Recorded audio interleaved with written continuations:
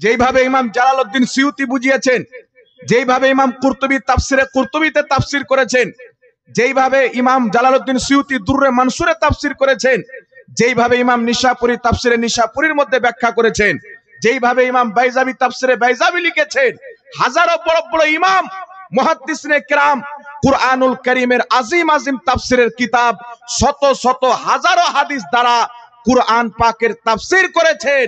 ওই কুরআন পাক পড়ে আপনি তখনই হেদায়েত পাবেন যখন মুফাসসিরিনে কিরামের তাফসীর সহ কুরআনকে পড়বেন, তাদের জ্ঞান মোতাবেক বুঝবেন, তারা যেমন হেদায়েত পেয়েছেন আপনিও তেমন হেদায়েত পাবেন। কথা আমার বুঝতে পারছেন বাবা? আর আপনি যদি বলেন 98% মুফাসসির ভুল করেছেন, বাংলাদেশে একটা কাজ্জাবিন ইহুদি মৌলবি বেরিয়েছে, সে বলতে চাই পূর্বে সব মুফাসসির তাফসীর ভুল করেছেন, আমি আজকে ঠিক করছি। আর ওর চেহারা দেখবেন তো আপনি বিশ্বাসই করতে পারবেন না যে এই লোকটা মুসলমান আছে। এই জন্য আপনাকে বলতে চাই বিরাদর ইসলাম, কোরআন বুঝতে গেলে পূর্বসূরি উম্মতের ইমাম, লাখ লাখ হাদিসের হাফিজ, যিনারা হাজারো হাদিসের মাধ্যমে কোরআনুল কারীমের তাফসীর করেছেন, তাদের তাফসীরকে বুঝতে হবে, তাহলে আপনি হেদায়েত পাবেন। আর যে কোনো গাঁজাখোর মাতাল আগলা পাগলা দুই পাতা বাংলা পড়নেওয়ালা কুরআনে কারীমকে নিয়ে নিজে ব্যাখ্যা করতে আরম্ভ করবে, তো আল্লাহ পাক বলেছেন মনে রাখিও কোরআন পড়ে অনেক লোক পথভ্রষ্ট হবে, কোরআন পড়ে অনেক লোক হেদায়েত পাবে। যারা নিজে মাতলামি করবে তারা পথভ্রষ্ট হবে, আর যারা পূর্বসূরি মুফাসসিরিনদের তাফসীর সহ পড়বে, তিনাদের বুঝবে, তারাকে আল্লাহ হেদায়েত দান করবে। জোরে বলেন সুবহানাল্লাহ। অনুরূপ ভাবে হাদিসকে বোঝার জন্য মুহাদ্দিসের প্রয়োজন। আমি রাসূল পাক সাল্লাল্লাহু আলাইহি সাল্লামের হাদিসকে বুঝবো, তো আল্লাহর নবীর হাদিস ইমাম বুখারীর চাইতে বেশি কেউ বুঝে? আজ ইমাম মুসলিম চাইতে বেশি বুঝে? ইমাম ইবনে হাজার আসকালানির চাইতে বেশি বুঝে? ইমাম বুখারী রাহমাতুল্লাহ আলাইহি বুখারী শরীফ লিখে দিয়ে দিয়েছেন, ইমাম মুসলিম মুসলিম শরীফ লিখে দিয়ে দিয়েছেন, ইমাম তিরমিজি তিরমিজি শরীফ লিখে দিয়ে দিয়েছেন। কিন্তু বুখারী শরীফের হাদিস কোন হাদিস, কি কারণে, এটা যদি আপনাকে বুঝতে হয় তাহলে ইমাম ইবনে হাজার আসকালানির ফাতহুল বারী পড়তে হবে, ইমাম বদরুদ্দিন আইনিল উমদাতুল কারী পড়তে হবে। যেই বড় বড় মুহাদ্দিস 4 লক্ষ হাদিসের হাফিজ, 5 লক্ষ হাদিসের হাফিজ, যিনারা বুখারী শরীফের ব্যাখ্যা গ্রন্থ লিখে এই উম্মতে মুসলিমাকে দিয়ে কবরে চলে গেছেন, তিনাদের ব্যাখ্যা কিতাব পড়তে হবে। তাহলে আপনি বুখারী বুঝতে পারবেন, মুসলিম বুঝতে পারবেন, তারপরে তিরমিজি বুঝতে পারবেন। তো কোরআনকে বুঝার জন্য মুফাসসিরকে পড়তে হবে, আর হাদিসকে বুঝার জন্য মুহাদ্দিসকে পড়তে হবে।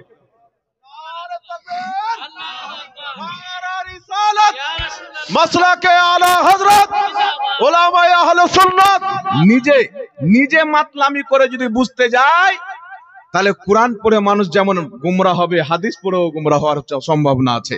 এই জন্য আপনাকে বলতে চাই, আমরা আহলে সুন্নাত ওয়াল জামাত কখনো ইমামে আযম আবু হানিফার কথা বলি, কখনো ইবনে হাজার আসকালানির কথা বলি, কখনো উমদাতুল কারী ইমাম বদরুদ্দিন আইনির কথা বলি, কখনো ইমাম নববীর কথা বলি। এতগুলো ইমামের কথা বলে হাদিসের সমর্থনে তিনাদের বক্তব্যকে কেন পেশ করি? এই হাদিসের মানা অমুক ইমাম এটা করেছেন, এই হাদিসের ব্যাখ্যা অমুক ইমাম এটা করেছেন। এই জন্য আমরা বলি যেন পৃথিবী মানুষ জেনে নাই, আহলে সুন্নাত ওয়াল জামাত নিজের বাড়ি থেকে হাদিসের ব্যাখ্যা করে না, তারা ওটাই ব্যাখ্যা মানে যে ব্যাখ্যা মুহাদ্দিসিনে কিরাম আজ থেকে 1000 বছর আগে লিখে দিয়ে গেছেন। বলেন সুবহানাল্লাহ। অনুরূপ ভাবে বিদাত এবং শিরিক, অনুরূপ ভাবে বিদাত কাকে বলে?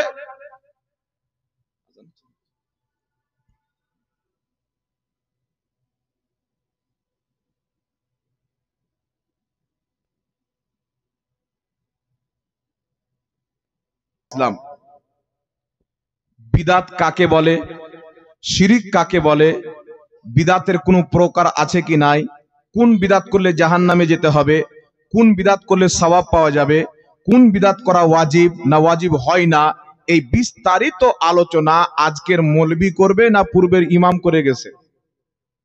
পূর্বের ইমাম করে গেছেন। আশ্চর্য ব্যাপার, আজকে একটা ইহুদি খ্রিস্টানদের তৈরি করা দল বেরিয়েছে, যাদের না খোদার ব্যাপারে আকীদা ঠিক আছে না রাসূলের ব্যাপারে আকীদা ঠিক আছে। তাদের আকীদা যদি দেখা যায় তো তারা নিজের ঈমানকে, ইসলামকে প্রমাণ করতে পারবে না। কোরআন ও বিরোধী, হাদিস ও বিরোধী। তারা নিজেকে বলতে চায় আমরা হচ্ছে সালাফি। তাকে জিজ্ঞাসা করেন সালাফি কাকে বলে? তারা বলতে চায় সালাফি তাদেরকে বলে যারা সালাফদের দিনকে মেনে চলে। তো আমি আপনাকে চ্যালেঞ্জ করতে চাই, এমন কোন একজন সালাফ দেখাও যে সালাফ বলেছেন যে বিদাতের কোনো প্রকার হয় না। কিয়ামত তো আসতে পারে, কোন মৌলবি এই বক্তব্য দেখাতে পারে না। বরং পূর্বের যত মুহাদ্দিস ছিলেন তারা বিদাতের সংখ্যা ব্যাখ্যা ওটাই করেছেন যেটা আজ উলামায়ে আহলে সুন্নাত ওয়াল জামাত নিজের তাকরিরের মাধ্যমে জাতিকে বুঝায় মুসলমান। বেশক বেশক হক হ্যাঁ। আপনাকে বলতে চাই, সর্বপ্রথম শুনেন বিদআত কাকে বলে। যে যারা মানুষকে ধারণা দিতে চায় যে বিদাতের কোনো প্রকার হয় না, বিদাত ভালো হয় না, প্রত্যেক বিদাতই খারাপ, প্রত্যেক বিদাতই জাহান্নামে যাবে, বিদাতের কোনো ভালো প্রকার নাই, সব বিদাত খারাপ, যারা এই ধারণা মানুষকে দিতে চায় তাদের পায়ের তলা থেকে নিয়ে মাথার চুল পর্যন্ত সম্পূর্ণকে বিদাত প্রমাণ করা যাবে। তার নামাজকে বিদাত প্রমাণ করা যাবে, তার রোজাকে বিদাত প্রমাণ করা যাবে, তার হজকে বিদাত প্রমাণ করা যাবে, তার যাকাতকে বিদাত প্রমাণ করা যাবে। বিদাত ব্যতীত এক কদম সামনে গিয়ে বেটা আগিয়ে দেখাতে পারবে না। জি জি জি জি। এখন আপনাকে বলতে চাই বিদাত কাকে বলে শুনেন। আল্লাহর নবী সাল্লাল্লাহু আলাইহি ওয়াসাল্লামের জামানাতে যেটা হয়নি সেটাকে বলা হয় বিদাত। ইমাম নববী রাহমাতুল্লাহ আলাইহি শারহে মুসলিমের মধ্যে বিদাতের সংখ্যা বয়ান করেছেন, বিদাতের তারিফ করেছেন। আল বিদআতু কুল্লু শাইইন উমিলা আলা গায়রি মাসালিন সাবাকিন ফি শারিয়ে ইহদাসু মা লাম ইয়াকুন ফি আহাদে রাসূলিল্লাহ। যেই জিনিসটা রাসূল করিম সাল্লাল্লাহু আলাইহি ওয়াসাল্লামের যুগে ছিল না ওই জিনিসটাকে শরীয়তে বিদআত বলা হয়। যেটা নবীর যুগে যে আমল, যে কাজটা ছিল না, যে জিনিসটা ছিল না, ওটাকে বিদআত বলা হয়। এটা হলো বিদআতের সংখ্যা, এটা হলো বিদআতের তারিখ। ইমাম ইজ্জুদ্দিন রাহমাতুল্লাহ আলাইহি এটাই সংখ্যা বয়ান করেছেন, যেটা রাসূলুল্লাহর জামানাতে ছিল না সেটাই হচ্ছে বিদআত। এখন আমি আপনাকে বলতে চাই আল্লাহর নবী সাল্লাল্লাহু আলাইহি ওয়াসাল্লামের জামানায় চিঠি লেখা হয়েছে। আল্লাহর নবী সাল্লাল্লাহু তাআলা আলাইহি ওয়াসাল্লামের জামানায় অনেক রকম চিঠি লেখা হয়েছে, লেখার কাজ তখনও ছিল। কিন্তু আমার আপনার নবীর জামানাতে কুরআনুল কারীম এইভাবে কাগজে লিখে 30 পারা একত্রিত করা হয়নি। আমার আপনার নবীর জামানাতে হয়নি। কবে হয়েছেন? হযরতে আবু বকর সিদ্দিক রাদিয়াল্লাহু তাআলা আনহুর খেলাফতের আমলে। হযরতে উসমান গনির পরামর্শ নিয়ে সাহাবায়ে কেরাম কুরআনুল কারীমকে একত্রিত করে কাগজের মধ্যে করেছে। যেইভাবে আমরা কোরআন পড়তেছি এটা নবীর জামানায় ছিল না। সুতরাং বিদআত কাকে বলে? যেটা নবীর জামানায় যেই কাজটা হয়নি, সাহাবার যুগে হলো ওটা শরীয়তে বিদআত। তাহলে সাহাবার যুগে কোরআন একত্রিত হয়েছে আপনার কাগজে যে আমরা পড়ি, এই কোরআন লামাযহাবীদের পড়া বাদ দিতে হবে, কারণ এটাও তাদের ফতোয়া মোতাবেক বিদআত, আর প্রত্যেক বিদআত তাদের নিকটে জাহান্নামী। তো এই কোরআন যদি পড়ে তাহলে তারা জাহান্নামে যাবে। কথা বুঝতে পারছেন কি পারেন না? দ্বিতীয় নাম্বার চলে আসেন জি জি জি। তারাবির নামাজ। আমরা 20 রাকাত পড়ি, তারা 11 রাকাত পড়ে। যদিও আজ পর্যন্ত কোনো মৌলবীর হিম্মত নাই এবং কিয়ামত পর্যন্ত হবে না যে 8 রাকাত তারাবি সুন্নাত সম্মত প্রমাণ করবে।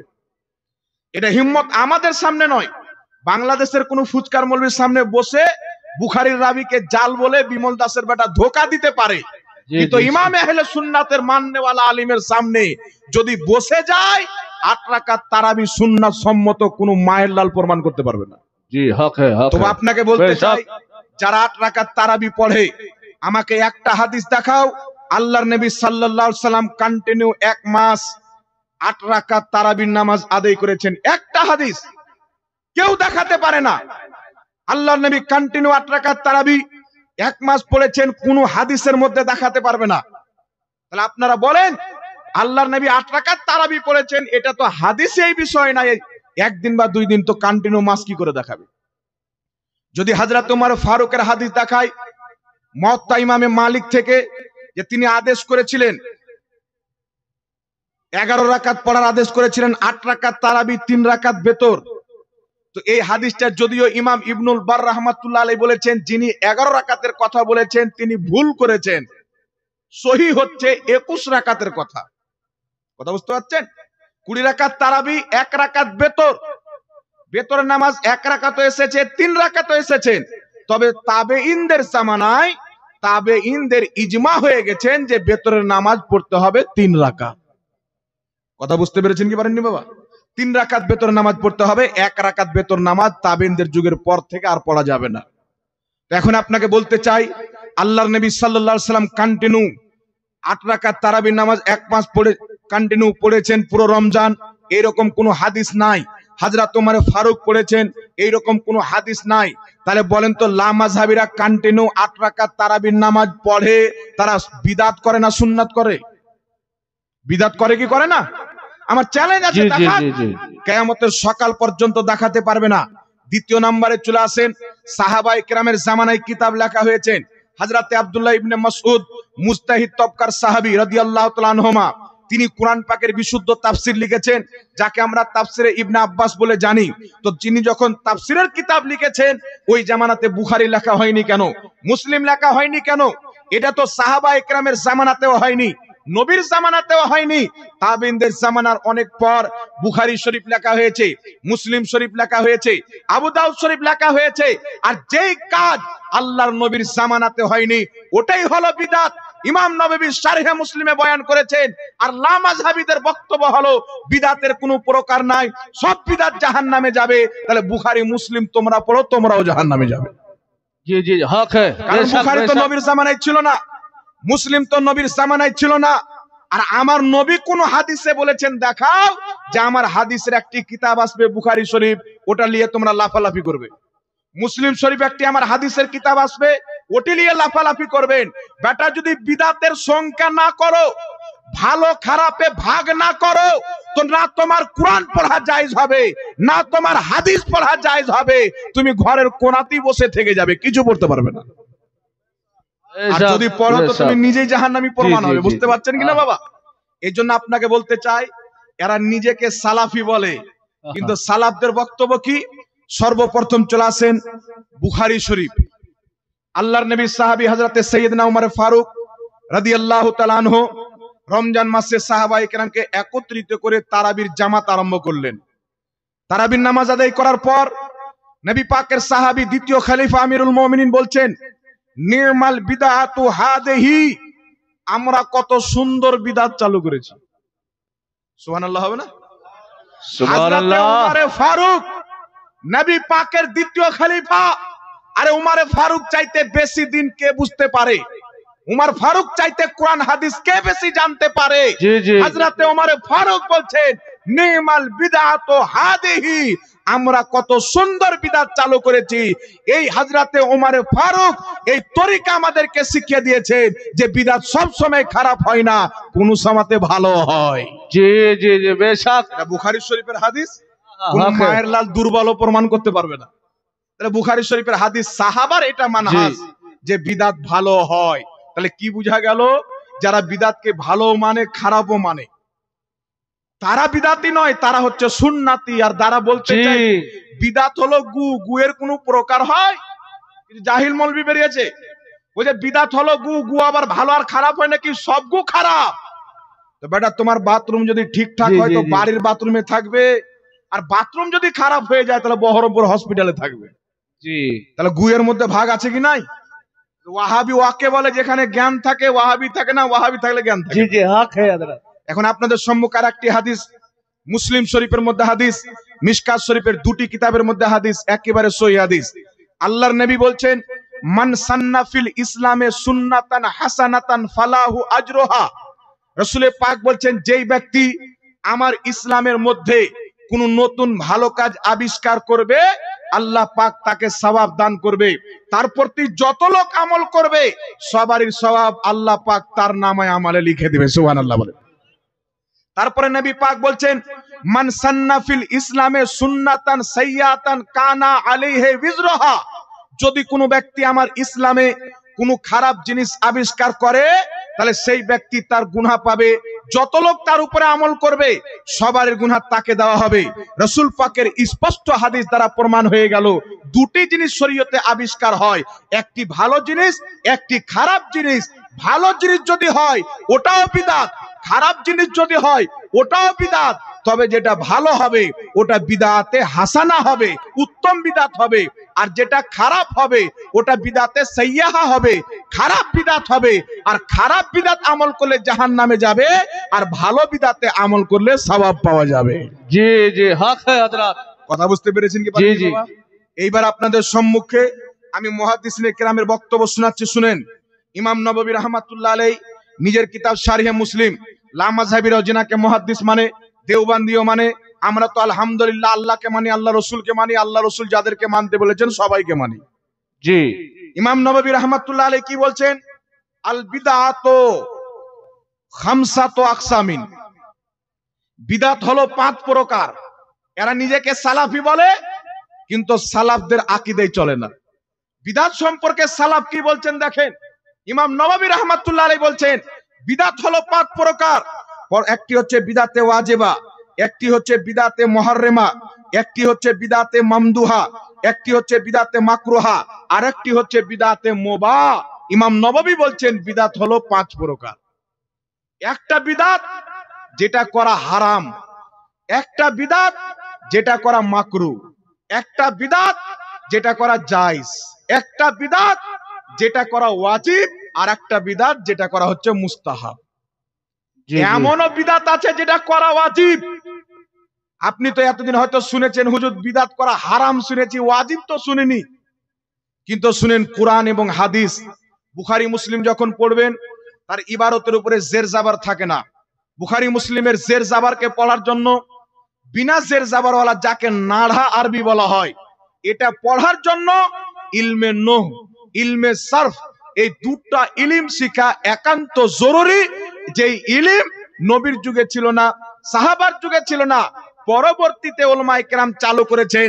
তার জন্য কোরআন হাদিস বুঝার জন্য ইলমে নহু, ইলমে সারফ শিখাটা ওয়াজিব।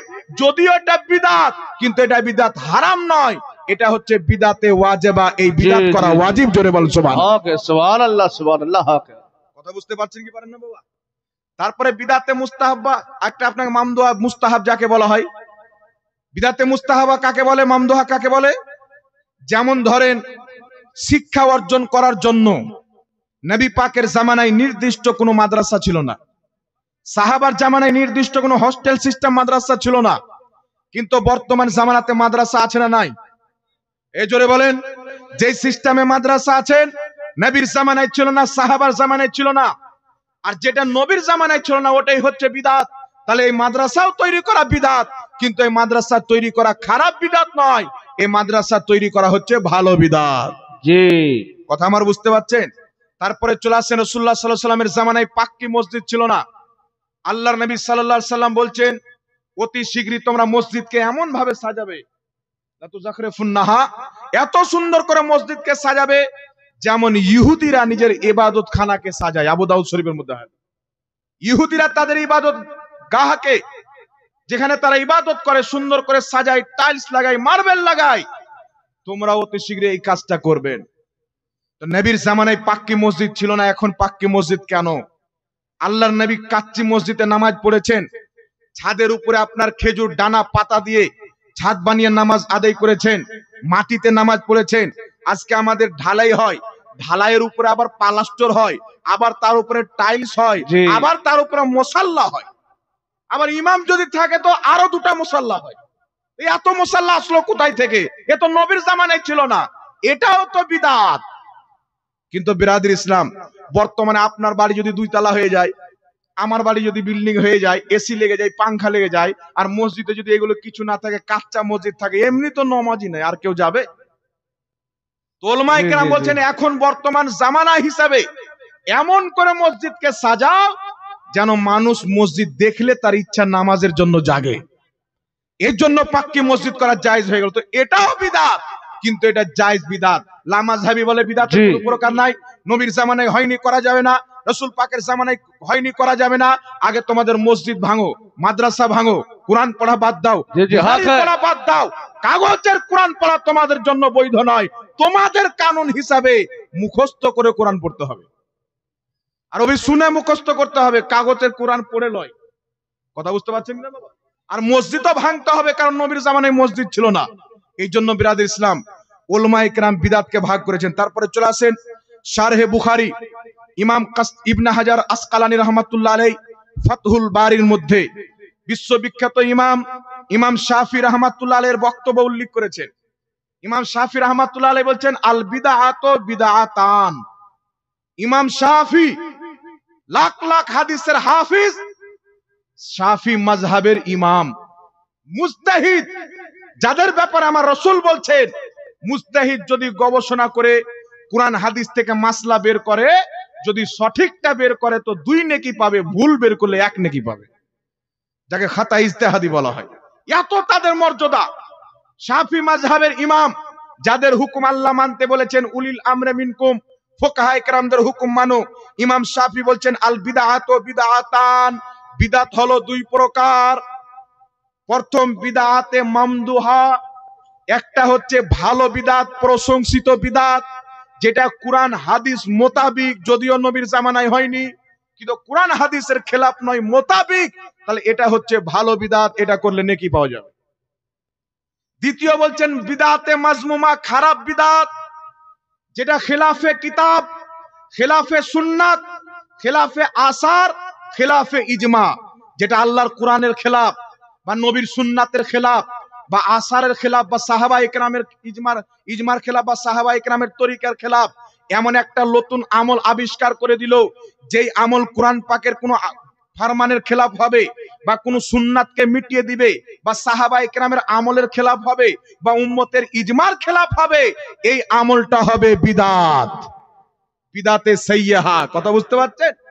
আর আজকে লামাযহাবী যেইগুলোকে বিদআত বানিয়েছে, ওই যে কিয়াম করা বিদআত, কিয়ামতের সকাল পর্যন্ত চ্যালেঞ্জ, কিয়াম করা কোন সুন্নাতের খেলাফ দেখাও।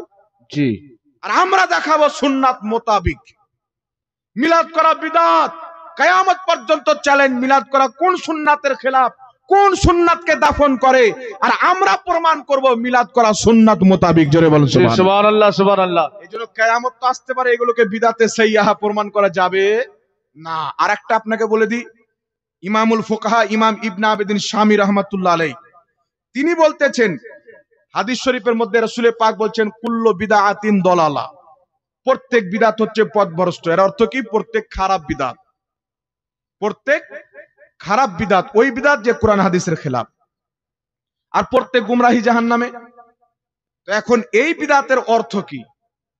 ইমাম মুল্লা আলী কারি রাহমাতুল্লাহ আলাইহি মিশকাতে সারা মিরকাতের মধ্যে ডিটেইলস আলোচনা করে সারমর্ম এটাই বয়ান করেছেন যে প্রত্যেক বিদআত পথভ্রষ্ট জাহান্নামী। এর অর্থ হচ্ছে প্রত্যেক নতুন আকীদা, নতুন আকীদা, যারা নিজের আকীদা 100 বছর পূর্বে তৈরি করেছে, যাদের আকীদা ইবনে আব্দুল ওয়াহাব নজদি থেকে চালু হয়েছে, পূর্বে ছিল না, যাদের আকীদা কাসিম নানতাওয়ী থেকে চালু হয়েছে, পূর্বে ছিল না, যে কাদিয়ানী, যাদের আকীদা গোলাম আহমদ কাদিয়ানী থেকে চালু হয়েছে, পূর্বে ছিল না, যে আহলে হাদিস লামাযহাবী, যাদের আকীদা মুহাম্মদ বিন আব্দুল ওয়াহাব নজদি থেকে চালু হয়েছে, পূর্বে তার নজির নাই।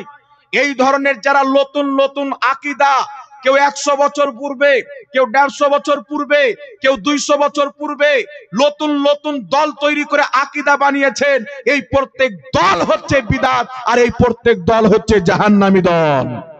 বেশক এর মুহাদ্দিসিনে কেরাম বুঝিয়েছেন। আরেকটা হাদিস পেশ করা হয়, হাদিসটি আপনাদের সম্মুখে আমি পেশ করে দিই। হাদিসটি হচ্ছে বুখারী শরীফের মধ্যে, বুখারী শরীফের মধ্যে হাদিস। মায়েশা সিদ্দিকা রাদিয়াল্লাহু তাআলা আনহা বর্ণনা করেন, আল্লাহর নবী বলছেন, যেই আমল আমার থেকে প্রমাণিত নয় ওই আমলটা রদ, বাতিল। ওই হাদিসের মধ্যে একটি শব্দ আছে আমরেনা। আমরেনা শব্দের ব্যাখ্যা করতে গিয়ে ইমাম মুল্লা আলী কারি, যিনি 2.5 লক্ষ হাদিসের হাফিজ ছিলেন, মক্কা মদিনার ইমাম ছিলেন, তিনি মিশকাতে সারা মিরকাতের মধ্যে লিখছেন, এখানে যে আমরেনা শব্দ এসেছেন এর দ্বারা আমল নয়, এই শব্দ এসে এখানে আকীদাকে বুঝিয়েছেন, অর্থাৎ প্রত্যেক ওই আকীদা যেটা রাসূল থেকে প্রমাণিত নাই, ওই আকীদা রদ। কথা বুঝতে পারছেন?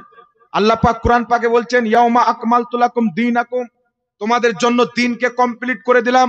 দিন কমপ্লিট করে দিলাম মানে আকীদা কমপ্লিট হয়ে গেল। যদি তোমরা বলতে চাও যে আমল টামল সব কমপ্লিট হয়ে গেল, তাহলে তোমার নতুন করে মাদ্রাসা বানার প্রয়োজন কি পড়লো? তো আকীদা কমপ্লিট করে দেওয়া হয়েছে। আল্লাহর ব্যাপারে যে আকীদা রাসূল দিয়েছেন, সাহাবা দিয়েছেন, ওর বাইরে কোনো আকীদা বানানো যাবে না। রাসূল পাক সাল্লাল্লাহু আলাইহি সাল্লাম, সাহাবায়ে কেরাম থেকে এবং সালাফ থেকে যে আকীদা প্রমাণ হয়েছে রাসূলুল্লাহর ব্যাপারে, ওই আকীদার খেলাফ কোনো আকীদা তৈরি করা যাবে না। যারা কিয়ামত পর্যন্ত নতুন নতুন ব্যাখ্যা করে নতুন নতুন মন গড়া আকীদা তৈরি করবে, যেমন লা মাযহাবী, দেওবন্দি, কাদিয়ানী, এই সমস্ত নতুন আকীদা পোষণকারী জাহান্নামে যাবে। জি হক হ্যাঁ। কথা বুঝতে পারছেন? যেমন লা মাযহাবীদের আকীদা আল্লাহর আকার আছে। পূর্বে কোন ইমাম এই কথা বয়ান করেননি। দলিল কোথায় থেকে দেয়? কোরআন থেকে, অপব্যাখ্যা। পূর্বের যে কোনো তাফসিরের কিতাব লেখা নিয়ে আসেন, এমন কোন পৃথিবীতে তাফসিরের কিতাব নাই যেই কিতাবে হাত দ্বারা আল্লাহর আকার আকৃতিওয়ালা হাতকে বুঝিয়েছেন, পাও দ্বারা আল্লাহর আকার আকৃতিওয়ালা পাওকে বুঝিয়েছেন, চেহারা দ্বারা আল্লাহর জিসিমকে, দেহকে বুঝিয়েছেন। এই রকম পৃথিবীর কোন তাফসিরে নাই। পূর্বের যত কেউ তাফসির করেছেন সবাই তাফসিরের মধ্যে বলেছেন আল মুরাদু সূরাতিস সিফাত, আল্লাহ হাত, পাও, চোখ, নাক দ্বারা নিজের সিফাতকে বুঝিয়েছেন, গুণকে বুঝিয়েছেন, আকার আকৃতিকে নয়। আল্লাহর ব্যাপারে আকার আকৃতি রাখা ইমাম মাতুরিদি বলছেন নাজায়েজ। ইমাম বাইহাকি আসমা ও সিফাত কিতাবের মধ্যে লিখছে অবৈধ আকীদা, জি বিদাতি আকীদা। তারপরে চলে আসেন নবী পাকের ওসিলা নেওয়া বৈধ। মুজামুস সাগীর লিত্তাবরানির মধ্যে হাদিস, মাজমাউজ জাওয়াইদের মধ্যে দুটোই সহিহ হাদিস। আল্লাহর নবী নিজেই পূর্বের নবীগণের ওসিলা দিয়ে দোয়া করেছেন। সাহাবা আমার নবীর ইন্তেকালের পর উসমান গনির খেলাফতের আমলে নবীর ওসিলা দিয়ে দোয়া করেছেন। কোথাও গিয়ে কাজ হয়নি, নবীর ওসিলা দিয়ে দোয়া করেছেন, আল্লাহ কাজ করিয়ে দিয়েছেন। তো ওসিলা নেওয়া নবী এবং সাহাবা থেকে প্রমাণিত, সকল উম্মত ঐক্যমত নবীগণের ওসিলা যায় সহিহ হাদিস দ্বারা প্রমাণিত, কোরআন দ্বারা প্রমাণিত। কিন্তু লা মাযহাবীদের আকীদা হচ্ছে নবীর ওসিলা নেওয়া শিরক। বলে কি বলে না? যে কাজ নবী করেছেন সহিহ হাদিস দ্বারা প্রমাণিত, সালাফগণ করেছেন, ওই কাজকে বলছে শিরক। মানে নিজে থেকে একটা ধর্ম বানিয়ে নিল আমেরিকার টাকা নিয়ে। এইগুলো হচ্ছে বিদাতি আকীদা। একাধিক তাদের বিদাতি আকীদা আছে। তাদের কিতাব হাদিয়াতুল মাহদির মধ্যে তাদের ইমাম লিখছেন আল্লাহ চলাফেরাও করে, উঠা বসাও করে। মানে নবীকে বড় ভাই বলতে এখন আল্লাহকে বড় ভাই বানার ধান্দাতে লাগা আছে। চিন্তা করছেন বাবা? এই জন্য এদের আকীদা হচ্ছে বিদাত। আসল বিদাতি হলো তারা, এরা যেইগুলোকে বিদাত বলে ওদের বাপ দাদার কিতাবের মধ্যে এইগুলোকে সওয়াবের কাজ লেখা আছে। এই জন্য আপনাকে বলতে চাই, শুধু তাই নয়, অসংখ্য ইমাম, ইমামুল ফুকাহা, ইমাম ইবনে আবিদিন শামী ফাতাওয়া শামীর মধ্যে লিখছেন বিদাত হলো 5 প্রকার। ইমাম ইবনে রজব হাম্বলী লিখছেন বিদাত 5 প্রকার। ইমাম ইজ্জুদ্দিন রাহমাতুল্লাহ আলাইহি লিখছেন বিদাত 5 প্রকার। ইমাম মুল্লা আলী কারি লিখছেন বিদাত 5 প্রকার।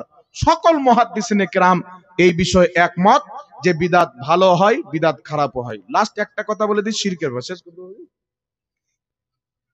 একটা শিরকের ব্যাপারে বলে দিই, দেখেন, যেই ব্যক্তি শিরিক করবে ও আর মুসলমান থাকবে না। যে শিরিক করলো ও মুশরিক, যে কুফরি করলো ও কাফির।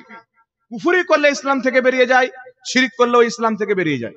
তবে একটা কথা মনে রাখবেন, মুসলমানকে মুসলমান বলা আর কাফিরকে কাফির বলা, মুশরিককে মুশরিক বলা, এটা হচ্ছে জরুরিয়াতে দ্বীন।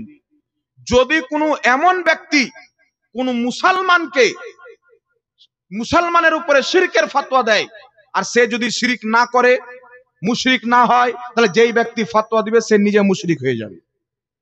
কেউ যদি কাউকে কাফির বলে, সে যদি কুফরি না করে, যেই ব্যক্তি ফতোয়া দেয় সে নিজে কাফির হয়ে যাবে। একটা জাস্ট আপনাকে উদাহরণ দিয়ে দিই।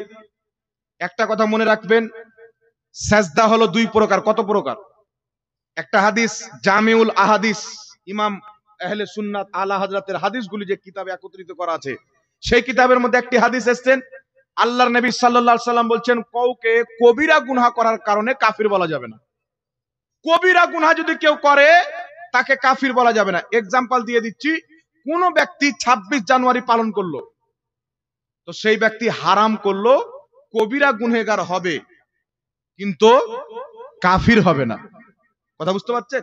কেউ 1 জানুয়ারি পালন করলো, ডিজে নিয়ে চলে গেল আপনাদের বর্ডারের পাশে, ডিজে নিয়ে গিয়ে গান টান বাজিয়ে মুরগা টুরগা খেয়ে চলে আসলো, এটা হারাম কাজ করলো। হারাম কাজ করলে কবিরা গুনাহ হয়, কাফির হয় না। আর রাসূল পাক বলছেন কবিরা গুনাহ করার কারণে কাউকে কাফির বলা যাবে না।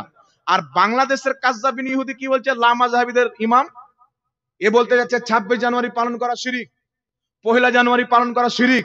তো কোন মুসলমানকে হারাম কাজ করার কারণে তার উপরে যদি শিরকের ফতোয়া দেয়, তাকে অমুসলিম বানিয়ে দেয়। আর নবী বলছেন হারাম কাজ করার কারণে গুনহেগার তো হয় কিন্তু ইসলাম থেকে বের হয় না।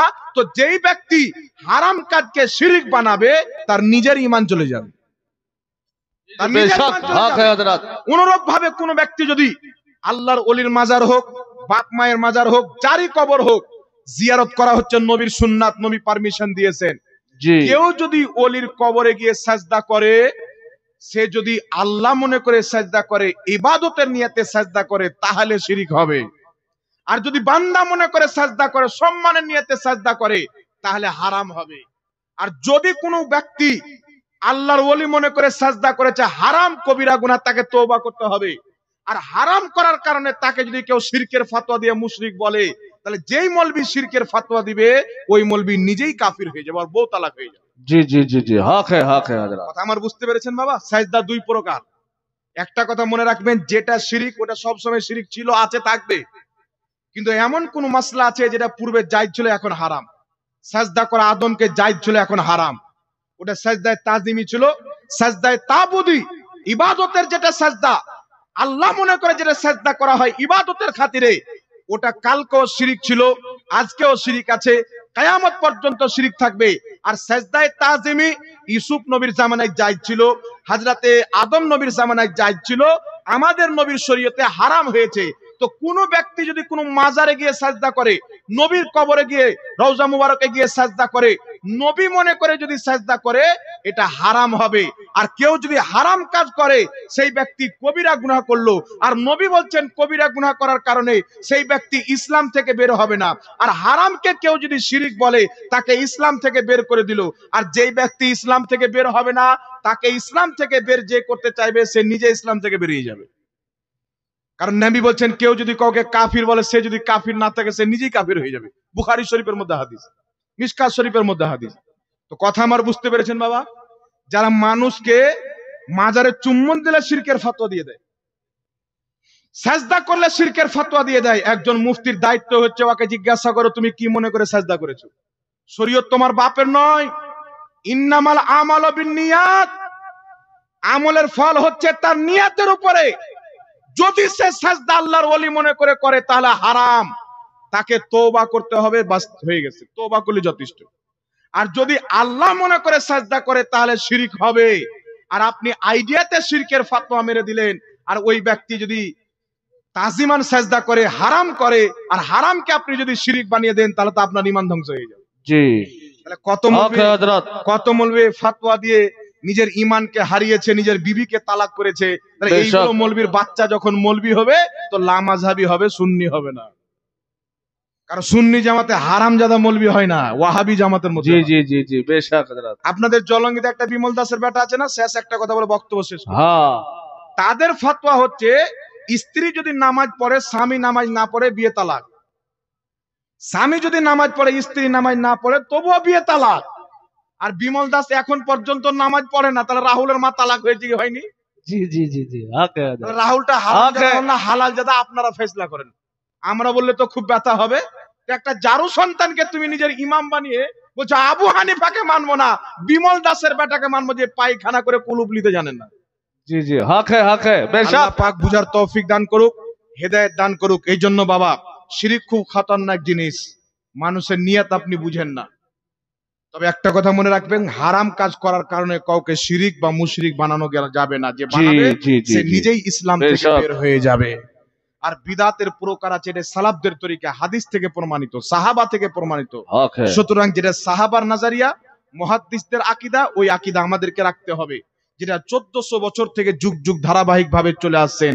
আল্লাহ পাক সেই জামাতের নাম আহলে সুন্নাত ওয়াল জামাত, সুন্নি জামাতের প্রতি আমাদেরকে কায়েম রাখুক। ওয়া আখিরি দাওয়ানা আনিল হামদুলিল্লাহি রাব্বিল আলামিন। আসসালামু আলাইকুম।